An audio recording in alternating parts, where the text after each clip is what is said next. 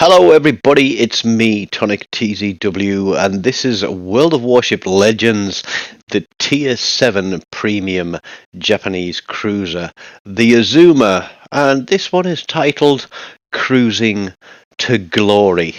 Notice that it doesn't say Cruising to Victory, because if there's one thing that I couldn't do here, it's drag a win out of the bag, but there is something special hiding in this game here, but I'm not going to spoil it.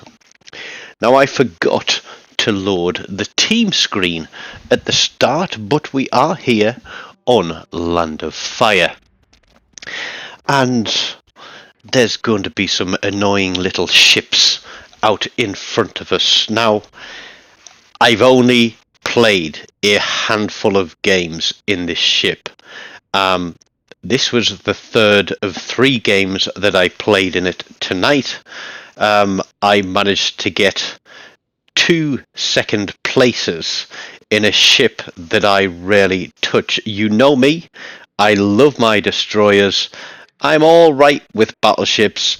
But trying a high tier cruiser, one that I don't know very well, I was expecting to be in a world of hurt. But I do know how to play World of Warships, and so I decided that I was gonna give it a go and see what I come up with.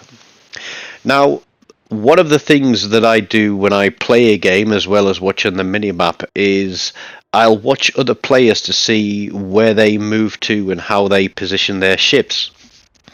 Because then when I play a ship of that type or that style, then it will give me an idea on how I can play it. And I know that a lot of cruisers do like to dash off to this little island way out here on the right hand side and get tucked in and have a crossfire across onto C cap, and also they can get through into B. But we've got the Charles Martel and a Suzuki, both notorious fire starters, and I've got a Temeraire there as well, so there's some torpedoes coming from the Charles Martel.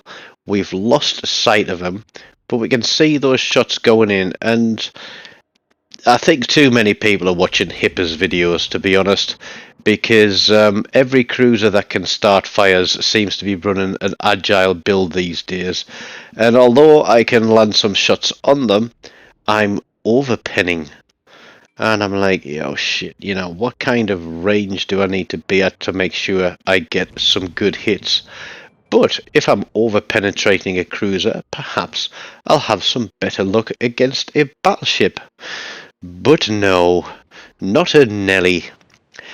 They all decide then to shoot at me, so I'm going to turn around, open a little bit of distance, get my turrets turned around, which are absolutely glacially slow in this ship. This is even though I'm running Membelli and Madden to give me some extra turret traverse and a very much reduced reload time.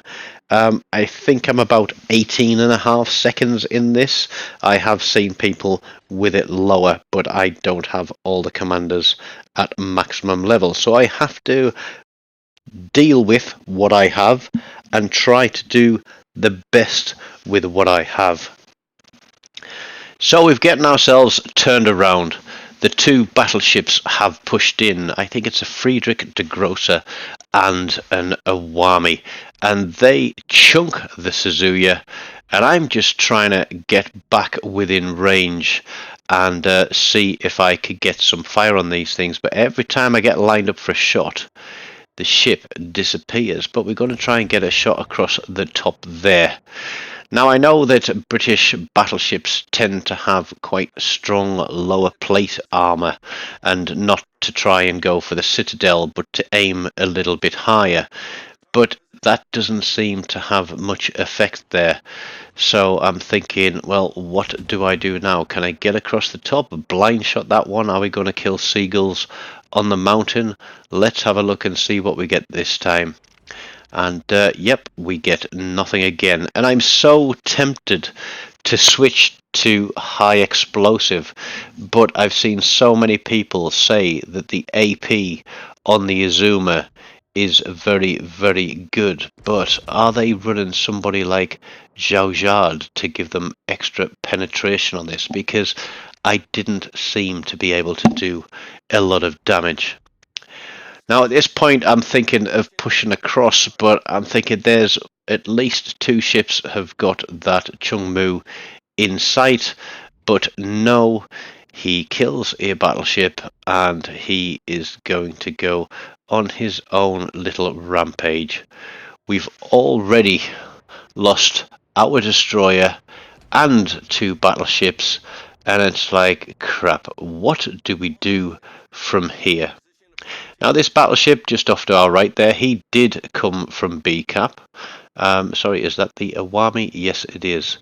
So I'm hoping that he is going to be able to do something. We can't get onto the Zeton, but we'll come back to him a little bit later on.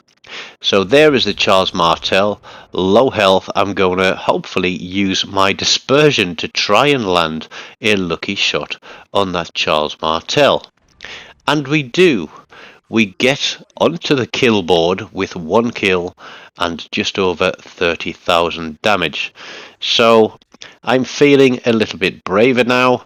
I know that we need to push into this cap. I know the only way that Temeraire can get onto me is if he comes out from behind that island, at which point I think I will be close enough to actually do some damage to him. But his back end is sticking through the gap in the islands. We get a shot off, and again it's one hit, 3,000 damage for what it's worth. And so we have switched to high explosive, and let's see what we can do here as we get into the cap, because I'm thinking if we can get onto a fire, he's pulled out too far. Oh dear. We quickly switch back to armor Pearson, because this is literally going to be like a test shot. He gets absolutely slammed. He tries to start backing up, and we're going to aim right there where those funnels are and land underneath the superstructure, and we get a much better hit that time. We get set on fire by secondaries. We see the Suzuya coming in again.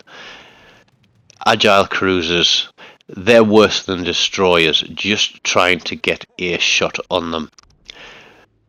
But the battleship can get a shot on him. But knowing he was out there, I was kind of expecting torpedoes, and I wasn't going to go around to the right anyway. I was actually going to go to the left and try and come round behind that Temeraire.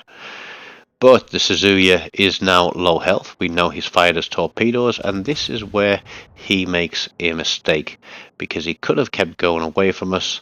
Instead, he turns to the left, and that is our second kill of the game. Can we make it 3 with a Temeraire? Well, actually, we've got to hit the brakes a little bit and see if we can take this capture point.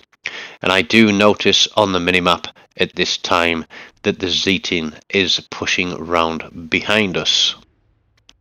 So my next move that I'm thinking about is to get turned around. Literally, there are the 3 of us on this side of the map. The Awami picks up the Temeraire, so now we need to turn around and do something about this Zeton. I really don't like this ship. The turrets turn slowly, the ship turns slowly. It seems to be a bit hit and miss for me at the moment over whether or not I'm getting any damage. And I think about sailing to the left past the island and coming out, but then I realise my best position here would be to come out to the right side of the island, and then we would have a form of crossfire onto the Zeton. And it doesn't slow down very quick either. It's very sluggish, so I decide that what I'm going to have to do is to bump the island, to back up with my rudder to port, and then we're going to have to push back out again. Because I know that the Zeton is very much more like a battle cruiser, and it doesn't take a hit well if you get it right. Now, I don't know what that guy is thinking. We know there's still a destroyer out there. So, is the destroyer going to come round to our right? Is he going to come through the centre between B and C? I don't know. My sonar is out, and I don't have another one. And I could have potentially have used that a little bit later in the game. But here we go. We are going to come out against the Zeton. We've got high explosive loaded, and we get a full volley off. Seeing that he is broadside, we switch back to armor piercing, and we do get a fire. Now I'm expecting him to have big secondaries on, and he's obviously got his torpedoes, so I need to be aware of that, and I need to play a bit carefully here. I'm not quite sure how angled I should be, but I get a good chunk of his health there. We turn to get the rear turret of Justice on, and don't get anything, and at this point I'm expecting the battleships to finish him, but we get 2 more turrets off, and that is him taken care of for the 3rd kill of the game. And I turn towards him expecting torpedoes to be coming towards me, and I'm thinking of my next move. Do I push to the north and go around the top and into B cap? No, we're going to turn and head straight for B cap. Now this is what we call in military terms a choke point. And given that there is a Chung Mu out there with deep water torpedoes, going through a choke point is not the smartest idea. But we do not have much choice if we're to try and pull things back. And there is the Chung Mu. He zips across our front, and I'm leading the Awami. Chung Mu drops his smoke screen, and this is why I wish that I still had a sonar available, but it's not the case.